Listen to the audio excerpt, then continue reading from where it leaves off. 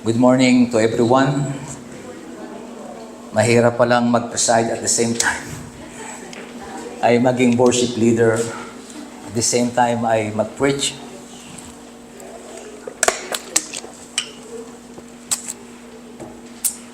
Sa pagsisimula ng ating mensahe sa umagang ito, gusto ko munang bigyan tayo ng isang katanungan sapagkat napakahalaga ang tanong na ito para sa pag-aaral natin ng mga talatang ating pagbubulay-bulayan sa umagang ito. Ang tanong, sino ba ang tunay na mayroong buhay na pananampalataya? Marami, siyempre, sinasabing sila'y may pananampalataya. Sabi nga ni Santiago, maging ang dyablo ay nananampalataya at nanginginig pa. Pero sino ba hindi lamang yung pananampalataya, sino ang may tunay na pananampalataya? Of course, lahat may pananampalataya, pero sino ang nagpo-possess ng tunay na pananampalataya? Ang marami nagsasabi, nag-claim, sila yung mga born-again Christians. Di ba? Pag sinabi nating born again, sila yung nagpahayag na tinanggap nila si Jesus bilang Panginoon at tagapagligtas. Dahil doon, yon ay naging basihan na sila nga ay mga tunay na mananampalataya. Marami, lahat tayo naririto, hindi po ba? Dahil sabi natin, tinanggap natin si Jesus bilang Panginoon at tagapagligtas. Pero, do we possess the living faith or the saving faith? Kasi magkaiba yon. Meron naman, nasabi sila'y nananampalataya, kaya nga nagagalit sila pag sinabi nating tayo mananampalataya, yung mga Katoliko. Ano po? Kasi kapag sinabi nating mananampalataya tayo, ang yabang nyo naman, kayo lang ba may pananampalataya? Sabi nila, ang kanilang pananampalataya sa Diyos ay pinakikita ng kanilang mga debosyon sa paglilingkod. Yun yung Roman Catholicism. No po.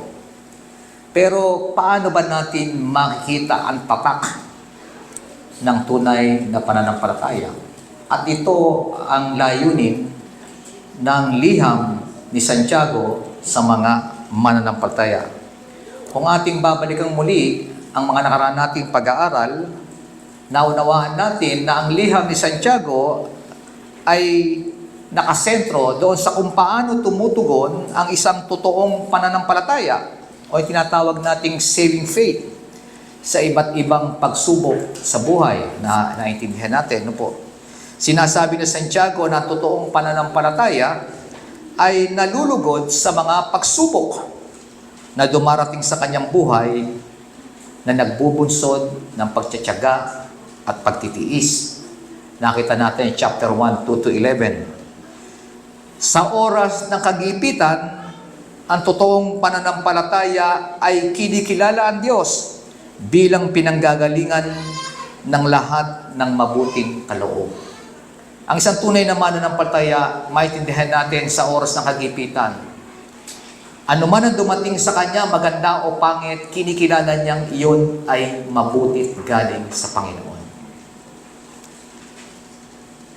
Ang totoong pananampalataya ay hindi lamang tagapakinig. Narinig natin yan, di ba?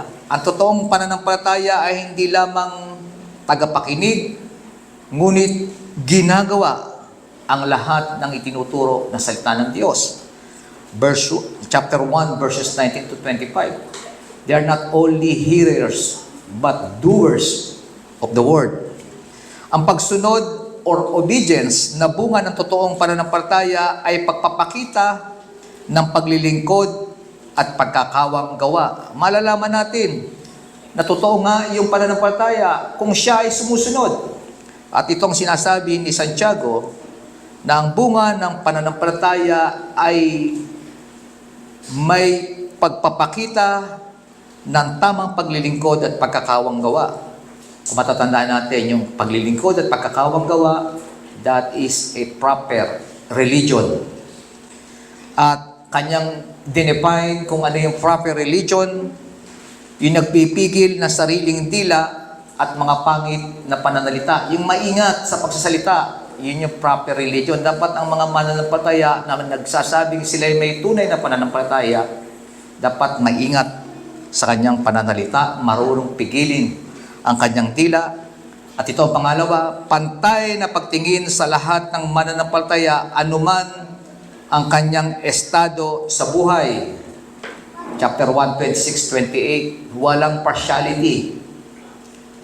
Sino man ang nasa loob ng church, dapat pantay-pantay ang ating pagtingin sa kanila. Yung mga sumusunod sa royal law, pag sinabi nating royal law, yung kautusan ng Diyos, ano ba yan? Yung Ten Commandments or yung greatest commandment ni Jesus Christ. Ang tunay na mayroong pananampalataya ay sumusunod sa lahat ng sinasabi ng kautusan. Ang pananampalatayang hindi namumunga ay yung walang pagmamalasakit sa kanyang kapwa. So maintindihan natin na ang pananampalataya ay kailangang mamunga. At paano nakakitang namumunga ang pananampalataya? Kung meron na kayong pagnanasa, na meron kayong care sa inyong mga kapwa. Kapag wala po nito, walang pagmamalasakit, hindi tunay ang iyong pananampalataya. Tahas ang sinabi ni Santiago, at ang pananampalatayang meron ka, akala mo lang ay tunay, pero hindi totoong nakapagliligtas na pananampalataya. Ang pananampalatayang meron ng isang tao na walang pagmamalasakit sa kanyang kapwa ay pananampalatayang patay. Marahil, marami sa atin nagsasabing, ginagawa ko naman lahat yan, pastor. O ginagawa ko naman yon. Kaya lang, hindi lahat nagagawa ko. Pero ginagawa ko ang iba. Buhay na pananampalataya kayang matatawag kung malimit ay hindi ko nagagawa ang mga bagay na sinasabi ng mga talata. Sabi nga natin kanina, aminin man natin hindi tayo used sa ganong klase ng paglilingkod. Hindi po ba? We go to church, at yun ang ating paglilingkod, umatin tayo sa gawain. But yung principle ng paglilingkod na dapat kinakikitaan sa isang tunay na mananampalataya ay kung paano natin ginagawa yung ating inaaral. At ang pangunahing iniuutos sa atin, ang pangunahing dapat nating gawin, ay kung paano natin ito ipinahihiwatig sa ating mga kapatid, sa ating pananampalataya. Nagagawa ba natin yun? Malimit namimili tayo. Amen po ba? Di ba? Aminin na dumarating tayo dahil sa ating simple nature na mas tingnan natin yung mga kapatiran nating tingin natin ay magkaroon tayong pakinabang kung sila'y pakikitaan natin na maganda. Yan ang malimit na basihan. Pero ang sinasabi sa atin, ang tunay na pananampalataya, dapat wala kang partiality. Palagi kang sensitive sa lahat ng pangailangan ng taong nasa paligid mo. At handa mo silang tulungan sa abot ng iyong makakaya, anuman ang estado nila sa buhay. So ginagawa ba natin yon? Sabi, kung yun ay hindi natin nagagawa, nagkakaroon tuloy tayo ngayong umaga ng tanong sa ating sarili. Ay, hindi ko nagagawa yan eh. Manaka-naka at hindi parang buo pa sa aking puso na gawin ang mga bagay na yan. Well, yun ang sinasabi. Kaya ang topic natin ngayon, maganda na makita natin, yung bang pananampalatayang meron tayo ay buhay o kumpleto pananampalataya. Hindi intensyon ni Santiago na sabihin wala tayong pananampalataya o peke yung ating pananampalataya. Ang intensyon at layunin ni Santiago ay para ipakita sa atin kung ano ang pananampalataya na kapagliligtas upang sa gayon ay maialay natin ang ating sarili doon sa pananampalatayang iyon. Mga kapatid, dapat natin tingnan mabuti ang sinasabi ng ating mensahe sa umaga nito. Kaya ito sinasabi sa atin upang ngayon na narinig natin ito, kailangan natin itong isagawa. Ano po? Kaya mamaya, wala kaming ulam, ay ipakikita nyo ang pagmamahal nyo sa amin. Ano po? Alaming tinatamad ng asawa kong magluto sa umaga. Si Kuya Romeo, wala rin ulam daw. Kaya dalawa na kami. Ano po? Kaya, kidding aside, pero alam ko na nakuha nyo naman ang ibig kong sabihin. So, tingnan natin ang teksto natin sa umagang ito. At babasahin ko sa salitang Tagalog. Tungkol ito sa pananampalataya. Ano po? Ngunit may nagsasabi, may pananampalataya ka at may gawa naman ako. Ipakita mo sa akin ang iyong pananampalatayang walang kasamang gawa. At ipakikita ko naman sa iyo ang aking pananampalataya sa pamamagitan ng aking mga gawa. Sumasampalataya ka na ang Diyos ay iisa, hindi ba? Mabuti yan. Ang mga demonyo man ay sumasampalataya rin at nanginginig pa. Verse 20, isa kang hangal. Nais mo bang patunayan ko sa iyo na walang kabuluhan ng pananampalatayang walang kasamang gawa? Ang ating amang si Abraham ay kinalugdan ng Diyos dahil sa kanyang mga gawa. Nang ihandog niya sa dambana ang anak niyang si Isaac. Hindi ba? Dito ay makikita mong magkalakip ang iyong pananampalataya at mga gawa. At naging ganap ang kanyang pananampalataya dahil sa kanyang mga gawa. Natupad ang sinasabi ng kasulatan. Si Abraham ay sumampalataya sa Diyos at dahil dito ay siya itinuring na Diyos bilang isang taong matuwid at tinawag siyang kaibigan ng Diyos. Diyan nyo makikita na itinuturing na matuwid ang isang tao dahil sa kanyang mga gawa at di dahil sa kanyang pananampalataya lamang. Ulitin ko, diyan nyo makikita na itinuturing na matuwid ang isang tao dahil sa kanyang gawa at di dahil sa kanyang pananampalataya lamang. It sounds Roman Catholic, hindi po ba? Na parang sinasabi na at malinaw, ang sabi rito sa huli, makita, tituring na matuwid ng isang tao dahil sa kanyang mga gawa. The man is justified by his works, hindi lamang faith.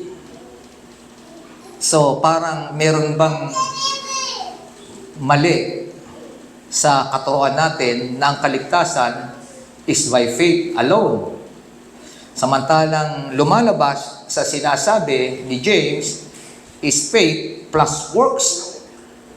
Kailangan dagdagan ng gawa ang pananampalataya upang maging ganap ang iyong kaligtasan. Ito po'y pinagdidebatihan ng maraming tao, ng maraming mga Kristiyano sa napakahaba ng panahon. Kaya itong number 1 verse ng mga Roman Catholic na sabi ay mali yung ating pagkaunawa sa talatang ito na malinaw na sinasabi naman at sinasabi nga ng talata na isang tao ay itinuturing na matuwid sa kanyang mga gawa at dahil sa kanyang pananampalataya. Gusto natin pag-aralang mabuti ang sinasabi nito. Ano po? Malimit, marami, at maging ang mga mananampalataya ngayon ay nalilito sa salitang pananampalataya kung paano ito ginagamit. At gusto nating linawin ang sinasabi ng mga talata kung ito nga ba ay may conflict pagdating doon sa ating mga pag-aaral.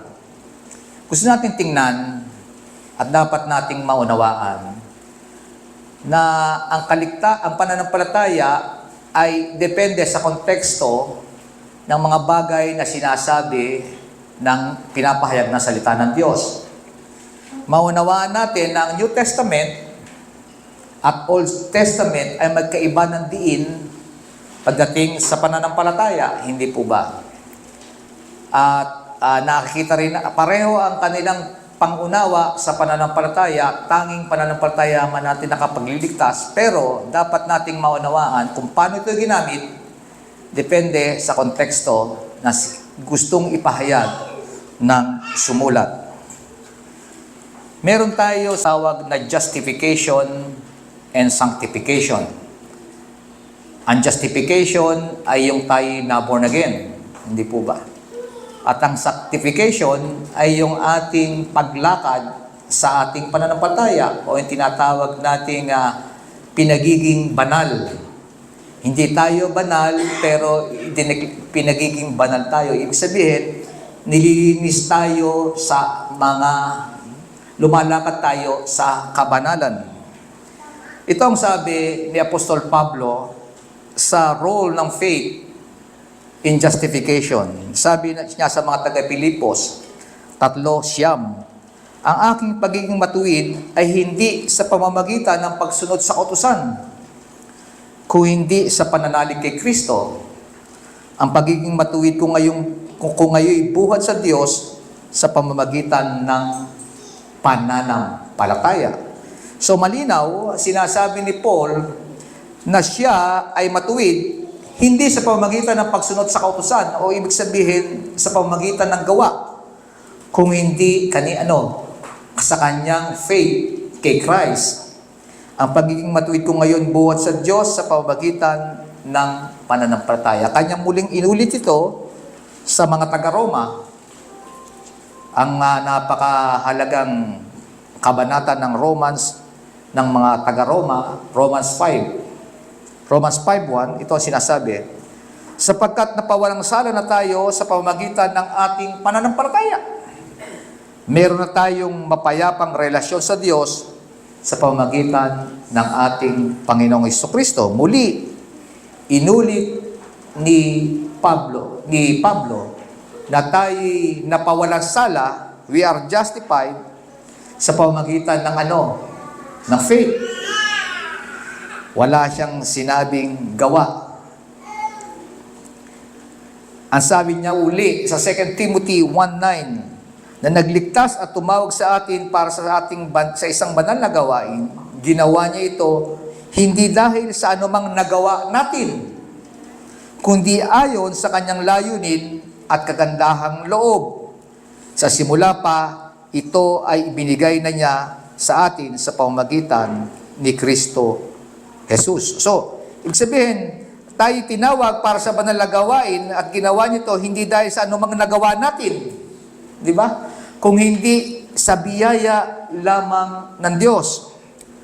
At sa Titus 3:5, gato rin nasabi ni Paul kay Tito, iniligtas niya tayo hindi dahil sa ating mabubuting gawa, kundi dahil sa kanyang habag sa atin.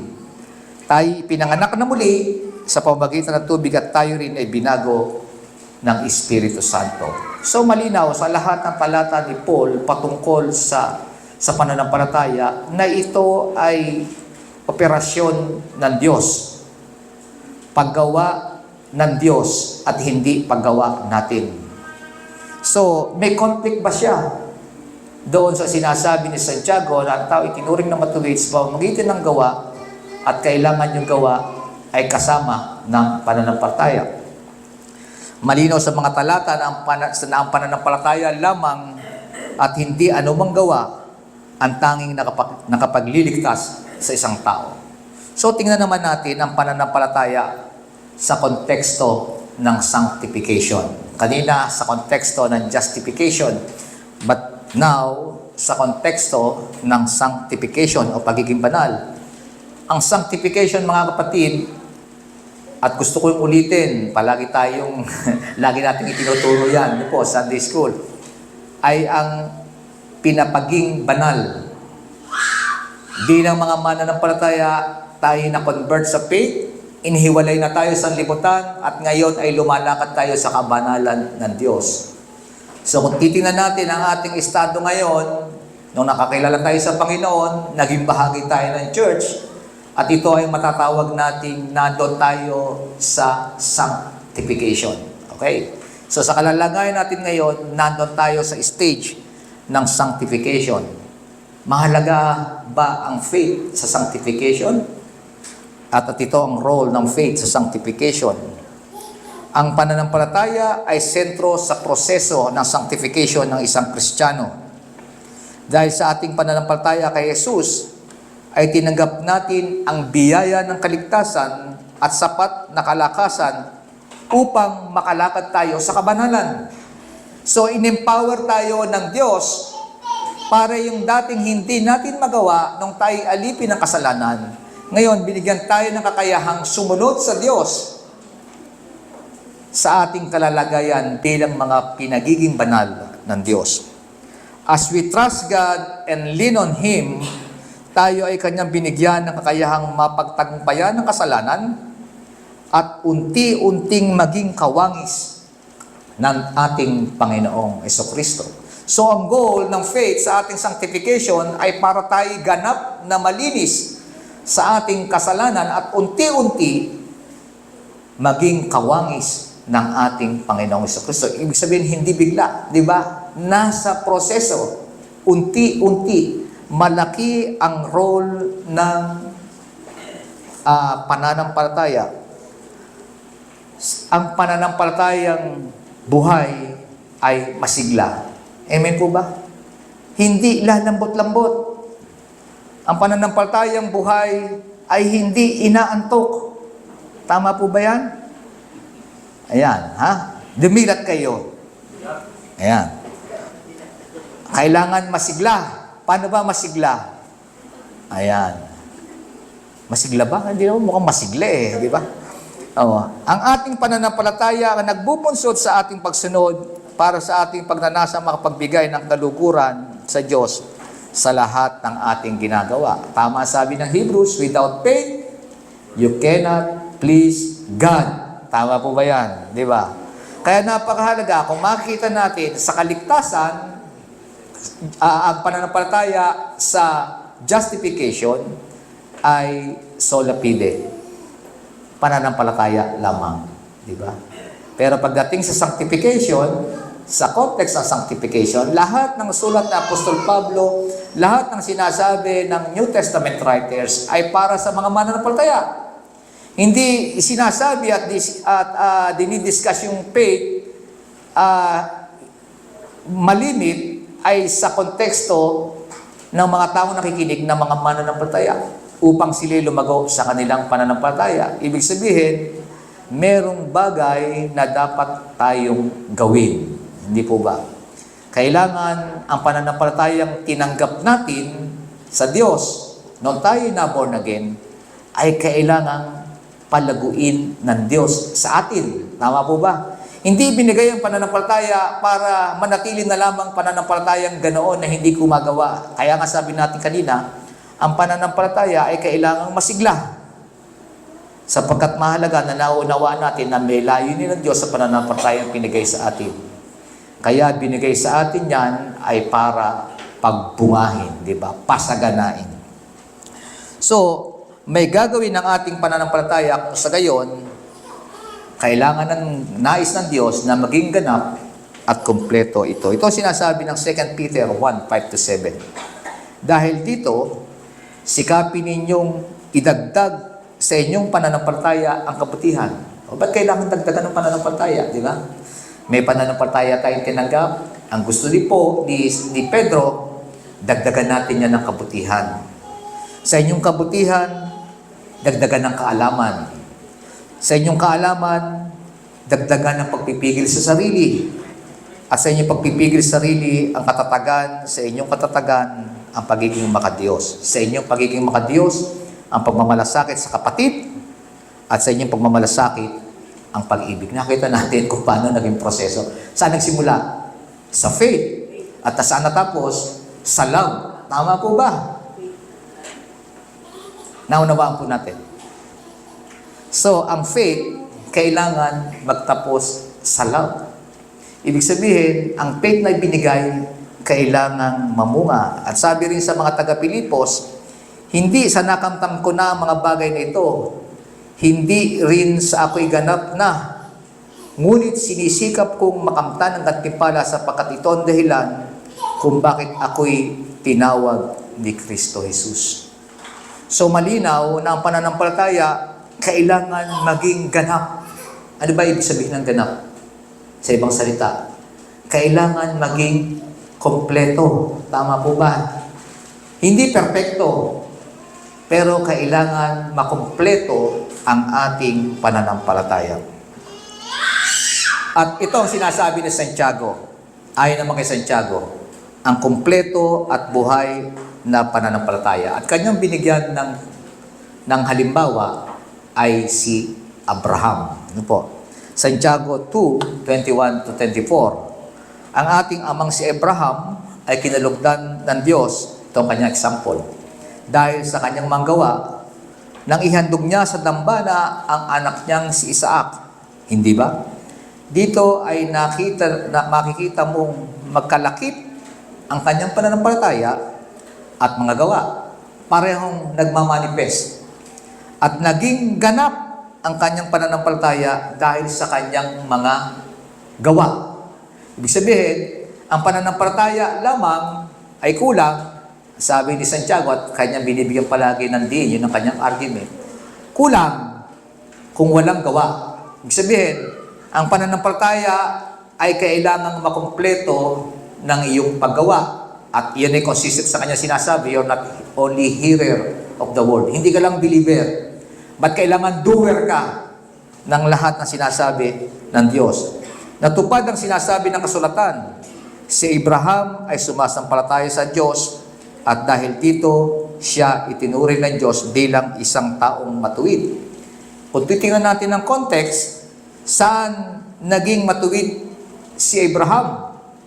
Dahil sa kanyang pananampalataya, di ba? Sinasabi ng kasulatan, si Abraham ay sumampalataya sa Diyos.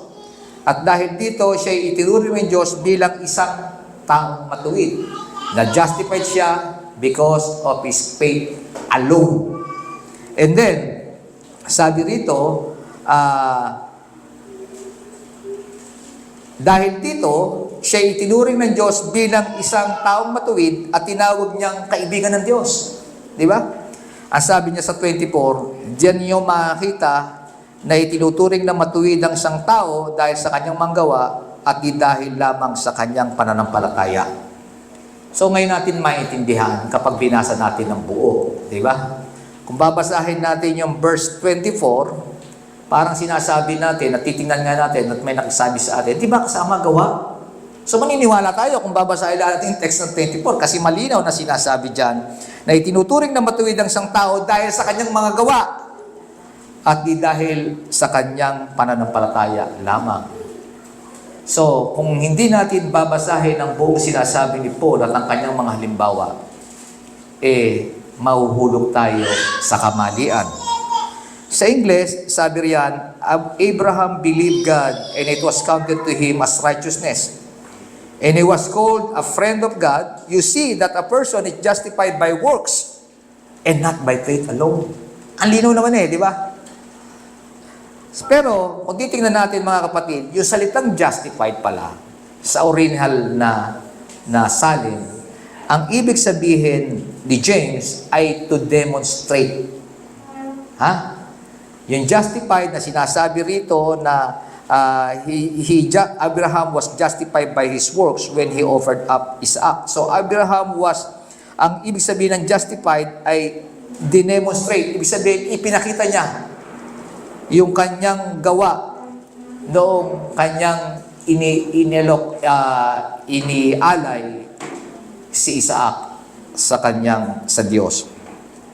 So makita natin sa kwento ni Abraham at lahat tayo pamilyar sa tagpong yon, hindi po ba? Awang-awa tayo nung kay Isaac. Ako'y naiyak dyan nung pinipreach siya nung ako'y nasa dati pang pananampalataya, dating denominasyon. No po.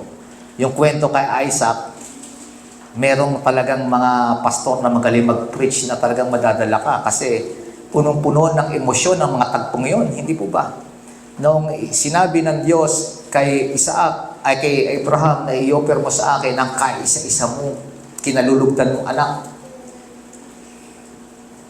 si Isaac, dali mo sa bundok ng ano? Moraya, hindi po ba? Dali mo sa bundok ng Moraya at daw mo siya iyali sa akin. Magdala ka ng lahat ng gagamitin. Lahat inutos ng Diyos na dalhin, pero wala ang kordero. May dala siyang pangkahoy, may dala siyang lahat ng gagamitin sa pag-aalay. Pero sabi ni Isaac, mag-aalay tayo sa Diyos, nasaan ang kordero? Anong sagot ni Isaac? Ni Abraham kay Isaac? Anong sagot? And God will provide. Ang ating iaalay na kordero sa Kanya, ang Diyos ang magbibigay. Pero, ang iaalay ay walang iba kung hindi si Isaac. Alam naman niya ni Abraham. Sa tingin niyo ba ay nagkaroon kaya ng doubt si Abraham? Sinabi ba sa mga talata? Noong panahon na yon na iaalay niya at papatay niya si Isaac, ay ano tawag ba doon sa salitang yon na pwede natin gamitin? Ay pumikit ba? O ano tawag doon? Po. Nauubos ang Tagalog ko eh. Pumikit ba si ano? Ibig sabihin, oo, si Abraham. Of course, hindi. Sapagkat alam niya sa kanyang pananampalataya na ang Diyos ay laging nagpo-provide sa kanyang pangangailangan. Gusto ko lang tingnan, mga kapatid. At gusto ko pag-isipan natin ito. Sa ating pang pag-aalay, sino ba nagpo-provide ng ating iniaalay sa Kanya? Gusto ko lang tanungin. Lahat ba ng iniaalay niyo sa Panginoon, sa inyo galing? Di ba galing din sa Kanya? Tama po ba? Kaya naman tayo nakakapag-alay sa Diyos ng buong buhay natin because ginawa niya yung sacrifice sa Kanya. Di ba? Pero kung hindi niya naman tatanggapin yun. So, nakita natin sa pananampalataya ni Abraham na alam niya na ang Diyos ay palaging nagkakaloob, nagpo-provide ng mga bagay na iaalay at ihahandog para sa Kanya. Nag-iisa ang Kanyang anak, pero alam niya sa Kanyang puso na God will provide. At nakita nga natin, nung papatayin niya na, inawat siya ng Diyos, at ano ang nangyari? Merong ram, merong tupa doon sa nalaipit sa isang sanga, sa isang sanga na naroon, na yun ang ginawa bilang kahalili ni Isaac na inalay sa Diyos. So, ginawa ni Abraham ang pag-aalay. Pero ginawa niya yon dahil sa kanyang pananampalataya sa Diyos. At dahil doon, nakita natin, ang sabi ni Santiago, dahil sa kanyang pananampalataya at dahil sa kanyang gawa, siya'y itinuring na matuwid sa harapan ng Diyos. Gusto ko lang makita natin, hindi sapat na pananampalataya lamang, mga kapatid. Yun ang palaging pinupunto ni James. Kailangan ang buhay ng pananampalataya ay makikita nating tunay kung tayo nga ay gumagawa ng nais ng Diyos para sa ating pananampalataya. So malinaw sa ating pagtuturo na ang mabuting gawa ay manifestasyon ng tunay na pananampalataya. Di ba? Ang mabuting gawa ay nanggagaling mula sa ating pananampalataya. Hindi idinadagdag. Tama po ba? Iyon ay bunga ng ating pananampalataya. At kung titingnan po natin, ito ang sabi ni John Calvin. John Calvin notes that while true faith always produce good works are not always the result of true faith. Gusto mong pakinggan natin mabuti. Indeed, the unbelieving sometimes excelling in specious virtues, henceforth apparently excellent may exist apart from faith. Ganun din ang gusto nating linawin. Hindi porkit magaling sa mabuting gawa, ay mayroon ding pananampalataya. Inasabi na. Hindi rin basihan, ha? Baka sabihin nyo, ito ay mapagkawang gawa. Ay, tunay pananampalataya niyan. Hindi rin po yun basihan. Kailangan ang tunay na pananampalataya ay nagugat doon sa pagkakilala niya sa Diyos. Tama po ba? At yun din naman ang masasabi natin sa maraming sinasabing mga reliyoso. Dito, ipinakita sa atin ni James kung ano ang tunay na relihiyon. Hindi po ba? What is proper religion? Those who, if you care for others, that's the proper religion. Pero, hindi naman porket at kapag dumarating yung mga taong gumagawa ng mabubuti, pero hanggang sa paggawa lang ng mabuti, ang tawag natin mga reliyoso, di ba? Ang tawag natin mga pariseo. Kasi hindi naman nakakita yung pagbabago sa kanyang buhay, matulungin nga siya, pero hindi naman nakakita yung salita ng Diyos sa kanyang buhay. So hindi dapat tayo ring malito sa mga bagay na yon. Ang sinasabi rito, hindi pwedeng puro gawa, hindi pwedeng puro pananampalataya. Kailangan magkalakip palagi ang dalawang yun. Ulitin ko, hindi idinadagdag kung hindi bunga ang mga gawa ng tunay na pananampalataya. Okay. Ngayon, sa ating mga, katulad ng tanong ko kanina, sa ating pagsisimula, sa ating lahat, nag-aalala ba tayo kung tunay ang ating pananampalataya o hindi? Sino rito nag-aalala?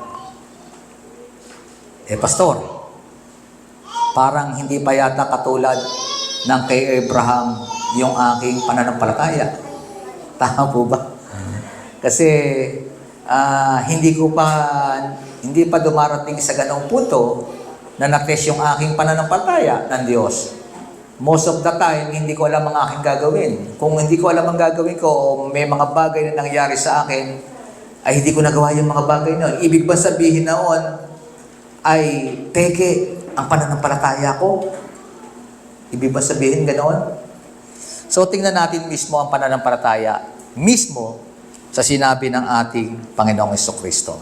Matthew 17-20. Pagkatapos, lumapit ang mga alagad at tinanong si Jesus.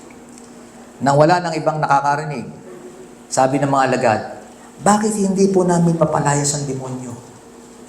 Sumagot siya, dahil sa maliit ang inyong pananampalataya. Yun ang sagot ng Panginoong Jesucristo. Tandaan ninyo, kung kayo'y may pananampalataya sa Diyos na sinlaki ng buto ng mustasa, maaari niyong sabihin sa bundok na ito, lumipat ka roon, at ito'y lilipat nga. Tunay na walang bagay na hindi ninyo magagawa. So, tayo mga kapatid ngayon, ang tanong ay sa atin, kaya niyo bang palayas ng demonyo? So, hindi natin pwedeng tingnan sa puntong yon, di ba? Yun ang problema ng mga alagad ng panahon na yon. Nasabi ng Panginoon, maliliit ang inyong panampalataya. Kasi ang problema nila sa ministeryo, hindi sila makapagpalayas ng demonyo. Ngayon, wala na tayong demonyo sa ating ministeryo ngayon. No? Hindi na tayo nag-exorcism, hindi natin pinapractice yun. Pero, ang main na tanong sa atin, nagagawa ba natin na pagmalasakitan ang ating kapwa? Yun ang punto ni Paul, di ba? Ni Santiago, ni James. Yung bang pananampalataya natin ay nagdumumahantong sa ating pakikitungo ng mabuti nating pakikitungo sa ating kapwa? Nagbubunsod ba to ng tunay na paglilingkod? Sabi natin kanina, parang alanganin tayo. Ang sinasabi ko nga sa aking pagtatapos, sabi ng katulad na pinupunto natin kanina kay Abraham, na ang kanyang pananampalataya ay kinumpleto ng gawa. Hindi po ba? So, masasabi natin na maaari meron tayong pananampalataya, pero maliit. Hindi po ba?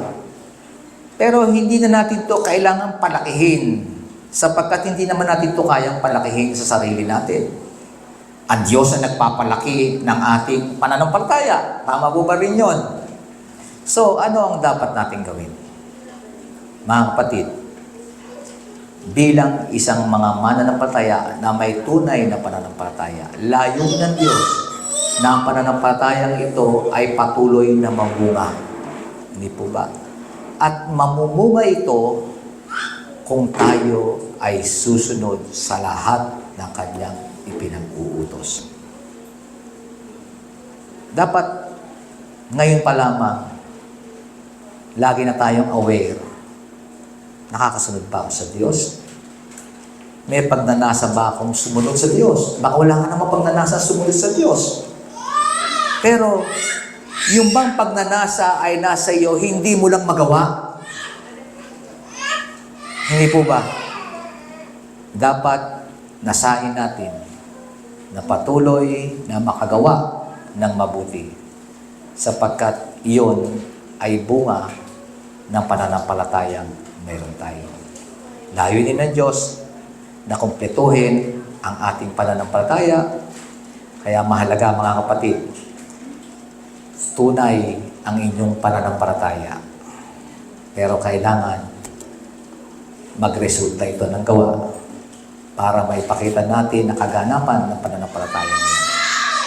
Amen po ba? Pwede na tayong idilat natin ang ating mga mata.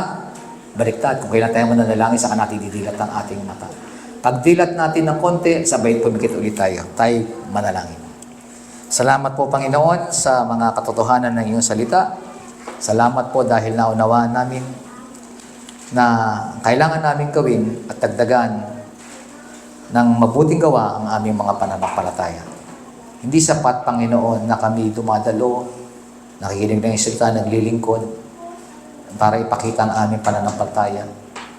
Salamat po sa iyong mga salita na nagtuturo na kung paano po namin sinusunod na umibig sa inyo at ipakita namin yon sa aming pag-ibig sa aming kapwa ay ang kaganapan ng tunay na pananampalataya.